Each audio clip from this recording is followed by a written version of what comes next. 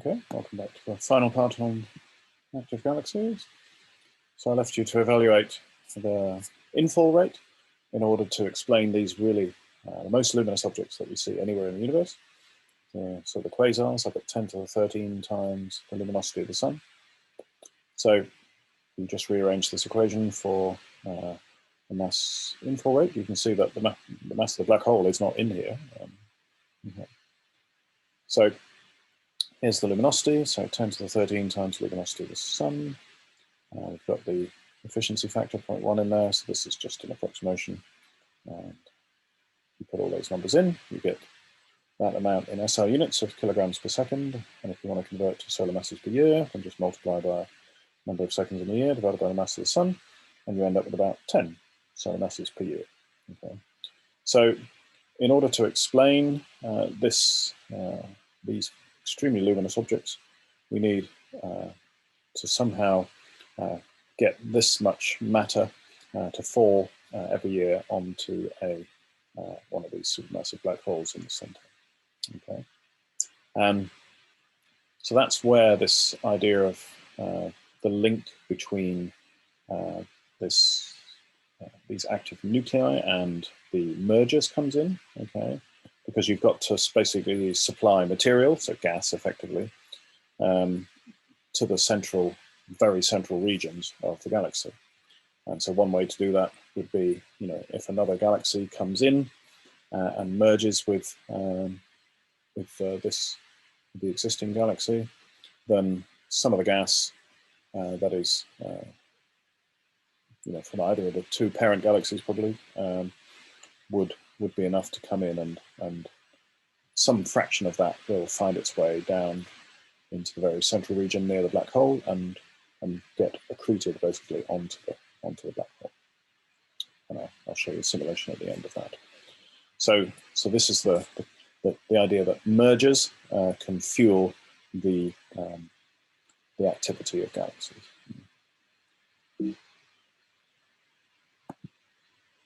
So we've talked about that these black holes are supermassive. So how do we actually measure the mass? Okay, well, I mean, that's the same as we did with measuring the mass of stars. So we need to find something that the black hole is basically gravitationally influencing, and use that gravitational influence to try and determine its mass. And so if there are any stars anywhere near the centers of galaxies, then we should be able to see the gravitational effect of the black hole sort of accelerating those stars. They should be orbiting around basically the supermassive black hole. And indeed, that is seen. So you can, again, the Doppler effect comes into its own here. So if you can use spectroscopy to measure the spectra of either individual stars or even populations of stars, to try and get a measure of how fast they're moving in the very central regions near to the black hole, then you can measure their radial velocities using a Doppler effect, and then you can use that to estimate the mass of the black hole. And the answers are startling. Okay, so that these black holes have masses from millions up to billions of solar masses. So the most massive ones are a few billion times the mass of the sun. Okay, so that's a pretty crazy concept. The fact that there's a black hole with a billion solar masses at the center of some of these galaxies, but that indeed is it's now been proven beyond any doubt, as you'll see in a moment, that these things exist. Okay. So you might wonder how these black holes ever get there, and that's still a matter of extreme research. But you could probably see from the calculation that we just did, okay, so 6 solar masses a year was the kind of infall rate that you need in order to make the black holes sort of shine at the rate that we see them shining. So, if you could arrange for that kind of infall rate over millions of years, then you can easily build up these masses. Now, it probably doesn't work quite like that. Probably built up over time through successive merger events. and bursts of accretion which switch the active galaxy on. But we've got a few billion years to play with, so in principle you can build up these masses. So even more crazy is the fact that it's not just the active galaxies that have the supermassive black holes. Okay, basically we now believe that all galaxies have these supermassive black holes, even our own galaxy. Okay? And we know for sure now that our own galaxy has one of these. Okay? But basically every galaxy that's been looked at in enough detail to test and measure the mass of its black hole has had that measured. So basically all galaxies have a supermassive black hole at their center. And the reason that our black hole in our own galaxy is not shining away and our own galaxy is not active at the moment is simply because it's it's not being fed with enough material. Okay, there's no gas accreting onto our black hole at the moment. Okay, but if some other little gas-rich galaxy was to be swallowed up by the Milky Way, then it would switch back on again, and we'd have an extremely luminous source in the middle of our galaxy. Okay, so here's a nice example of this. Again, we're going back to M31, the Andromeda galaxy. So again, just look like a normal galaxy. It is a normal galaxy. It doesn't have an active nucleus. There's no bright point of light in the middle. But when you look at the Doppler shifts of stars very close to the center of M31, so again, this is using the resolution of the Hubble telescope yet again. Okay, so what we're plotting here, so basically you take spectrograph slit. So spectrographs, usually you put the light down a slit. So you focus the light from the galaxy on your telescope into the spectrograph. And then you have a spectrum at each point across the face of the galaxy. So this is further out in the galaxy, and you can measure the Doppler shifts at each point. And out here and out here, this is just the general rotation of the galaxy. Okay. Going around about 40 kilometers per second. This side of the galaxy is redshifted, this side is blue shifted. That's just the normal rotation of the galaxy, just like our, remember our galaxy is moving around at sort of 200 kilometers per second, but there's an angle of inclination going on here as well. So it's not the full component. But as you get close into the center of the galaxy, suddenly the velocities shoot up once you're within just a few arc seconds of the center of the galaxy. So they're shooting up here and shooting up in the opposite direction on the other side. That is the influence of the black hole in M31 itself. Okay. So this is actually a classic sort of Keplerian velocity curve, which we will talk about again. So the idea that things orbiting around a central point mass, the velocity will fall off as 1/2 the square root of the distance from the center, and that's exactly the shape of this curve. And from that shape, you can just measure the mass. Okay. So it's very similar to Kepler's laws that we did for binary stars. So that's how you do it for other galaxies.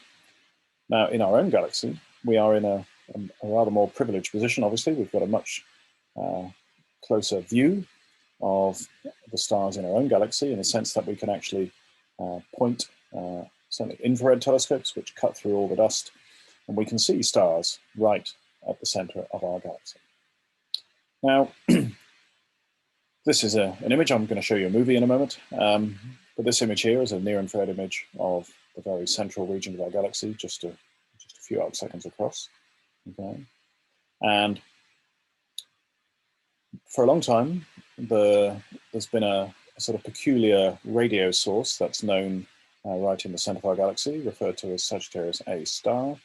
So it's a non-thermal radio source, and was always thought to pinpoint the sort of center of our galaxy, and was thought to be some kind of strange energetic source, but it's not. In no way is it bright enough to qualify as an active nucleus. Okay, but we always knew there was something odd there. And so recently, in the last 20 years or so. The adaptive optics imaging that I mentioned in workshop 1, where you've got the lasers to assist and make really sharp images from large ground-based 10-meter sized telescopes. So this was done with the Keck telescope, I think, the 10-meter telescope. You can actually watch how the stars around here are moving. Okay. And on the right-hand plot here is the plot of the path of one of these stars. Okay, and you can see over the years, so within 20, 30 years, this star is moving in an elliptical orbit, and it seems to be moving around exactly where the radio source Sagittarius A star is. Okay, so it's highly elliptical orbit, so it comes in, swings around, and is now on its way back out again. Okay, so but that is just that's another classic application of Kepler's laws. You can do the binary orbit on this and just derive the mass of this object. And so the mass of the supermassive black hole in the center of our galaxy is 4 million solar masses. Okay. And that is very accurately known now, because you can't explain this orbit any other way. Okay. So our galaxy has a 4 million solar mass black hole at its center. So let's have a look at the stars moving around under the influence of the black hole at the center of our galaxy. So there's a sort of you can see stars moving around here, but now we're going to zoom in a moment, and you can see more detail of what was going on there. Okay, you can see this is the one to keep an eye on. Whoop, around it goes. Okay, so that's the motion of that star, which is the one that really constrains the mass of our supermassive black hole at the moment. Okay, we'll just go back and play that again, because I never get bored of looking at this. It's an incredible sequence. But you can see several stars are being deviated around here because of the black hole.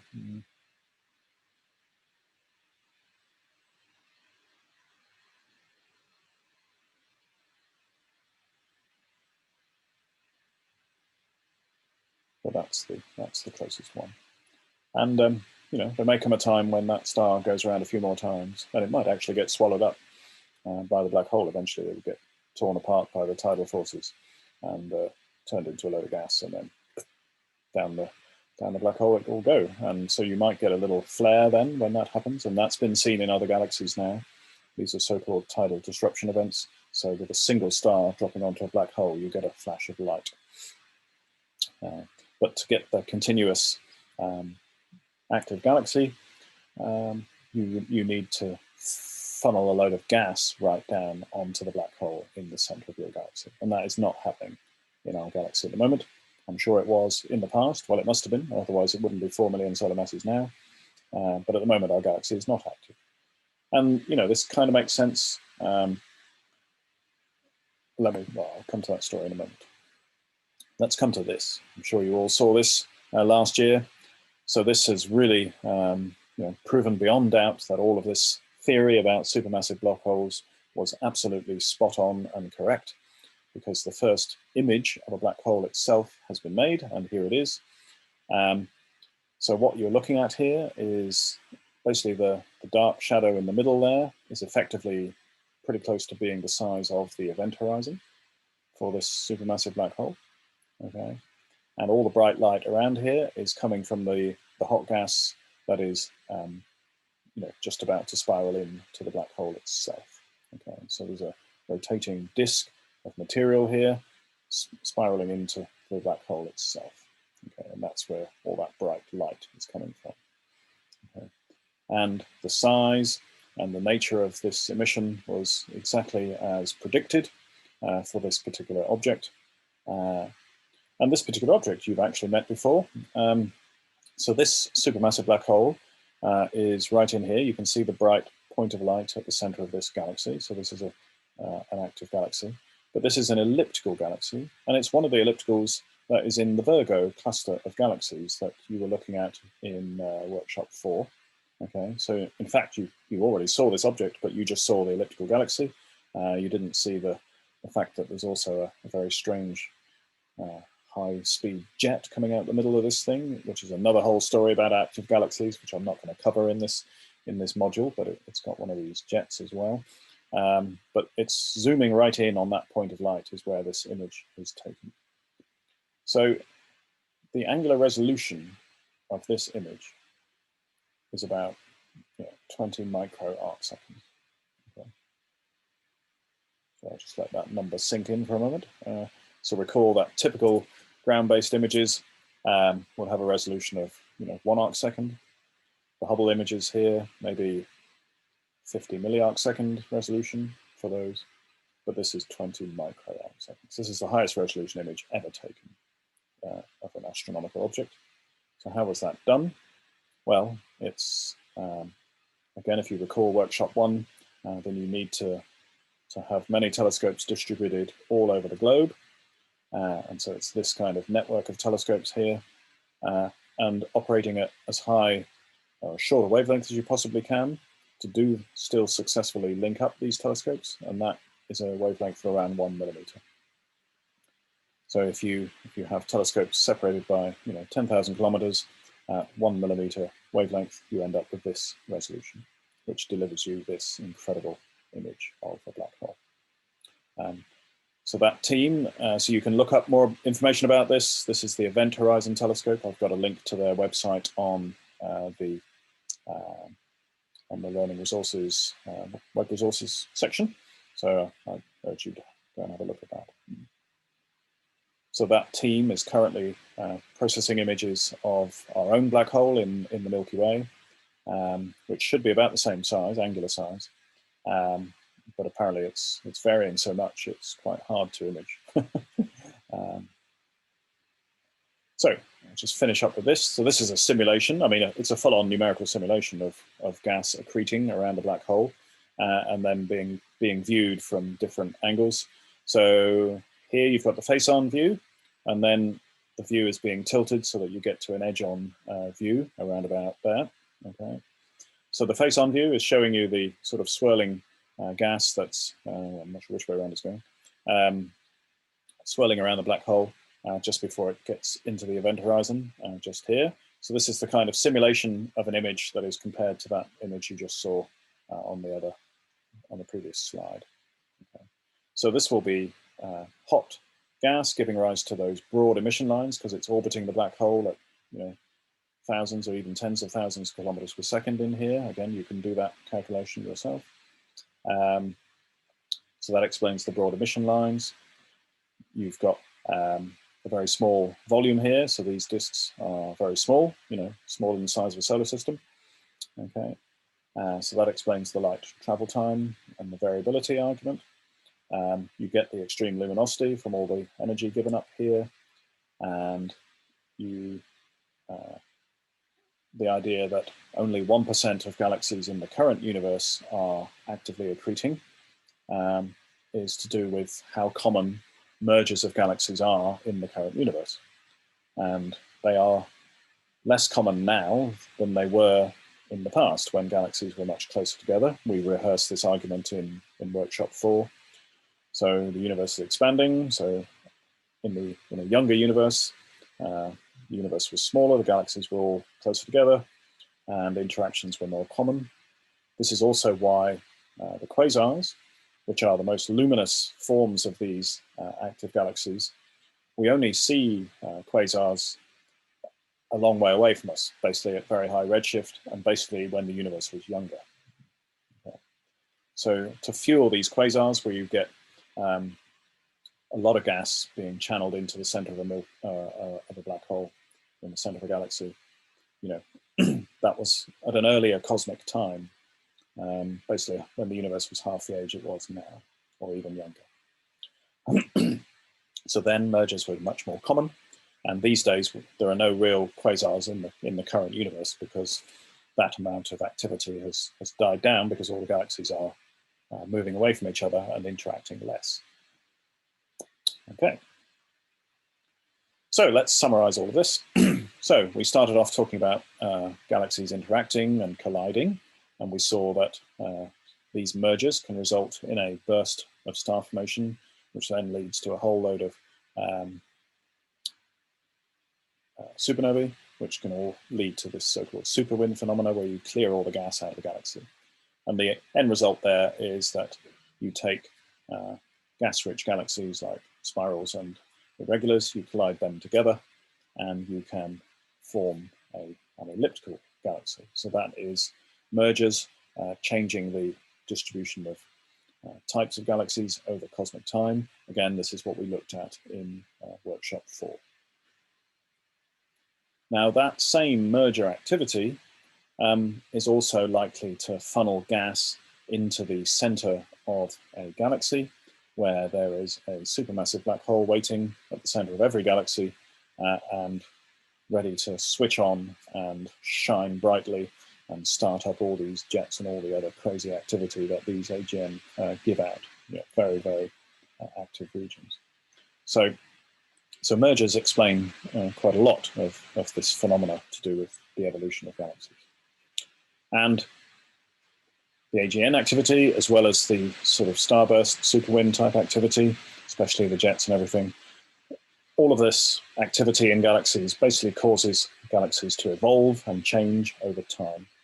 And most of it, as I say, driven by the mergers ultimately. Okay. So just to get you interacting with that fantastic M87 discovery of the first image of the black hole, then why don't you, as a little exercise, work out the Schwarzschild radius for the mass of the black hole that is now actually known incredibly accurately because of this observation. So 2.4 10 to the 9 solar masses.